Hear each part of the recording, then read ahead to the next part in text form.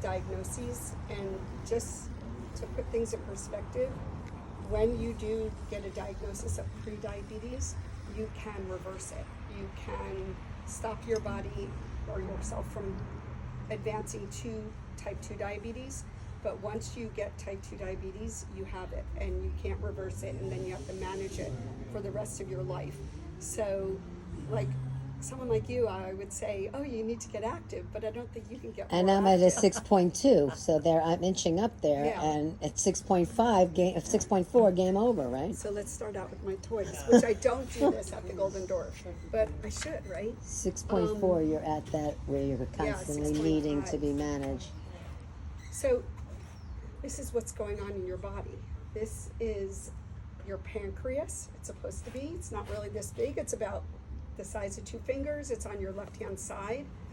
And whenever you eat food, such as carbohydrates, bread, cereal, grains, rice, pasta, bagels, potatoes, rolls, fruits, vegetables, starchy vegetables, legumes, beans, cookies, cakes, ice cream, syrup, agave, maple syrup, honey, jelly beans, candy bars, potato chips, soda, orange juice, you name them. It doesn't matter what kind of carbohydrate. When you eat a carbohydrate, it causes your blood sugar to go up. When your blood sugar goes up, it sends a signal to the pancreas and it says, do your job. Your pancreas has beta cells, and they sense sugar and they go and they secrete a hormone called insulin. And insulin's job, okay, ready? The blue block is your insulin. The insulin's job is to act like a key and unlock your cells, like your muscle cells. And when they unlock your cell, it opens your cell up and it allows the sugar that's circulating through your bloodstream to leave your bloodstream and go into the cell. And guess what happens? It makes energy. That's how we make energy.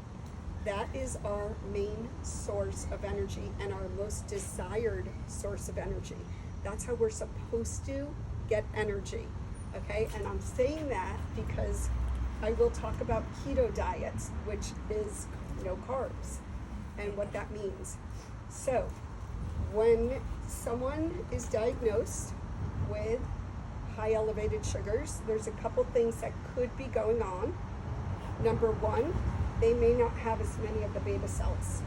They just are getting older. Genetics, nothing they did, nothing they ate, nothing at all, except that they just don't have as many beta cells. Not your fault. And so when you eat something with carbohydrates, your sugar goes up again, and you go squirt, squirt, and you just don't have as much insulin to unlock the cell. So now some of that sugar stays in your bloodstream. That's what prediabetes is. And when you have too much sugar in your bloodstream, that's what diabetes is. Too much sugar staying in your bloodstream.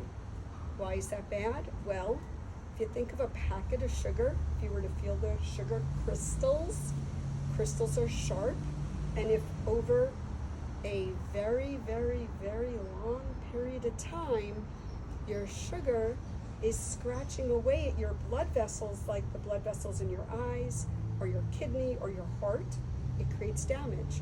That's the ill effects of diabetes. Too much sugar in the bloodstream, too high of a sugar level for a long, long time causes all the neuropathy, retinopathy, and heart disease and everything that we know of, that we think of when someone has diabetes. Oh, you have diabetes. You're going to go blind. You're going to lose your foot. You're going to go on dialysis. That's only from unmanaged diabetes. That is when you don't control your diabetes, and we have tons of tools to lower your sugar if you can't do it on your own. In fact, the latest change in diabetes care is that we just say, we're not even going to give you a chance, we're going to give you medication and lifestyle changes so that you can reduce your risk and not cause any damage whatsoever to your organs. So fast forward, let's say your pancreas is not the reason. There could be other reasons, and one of them is that you have put on some weight as you've aged. You maybe have more adipose tissue around your middle, and that fat around your middle actually is interfering with the insulin unlocking your cell. So when you gain weight and you have too many fat cells around your middle, we call that insulin resistance. It's resisting the insulin from unlocking the cell. So what happens? Fast forward, well, we say get active, eat healthy, and that's what I'll talk about. And you can lose some weight, and when you lose weight, you'll become more insulin sensitive, and then we'll get the key to be able to unlock your cells and get the sugar out of your bloodstream into the cell, making energy. Okay, so now you get and you understand what's going on. Really good explanation. Yeah. Yes, bravo, Claude. I like the visuals. Good.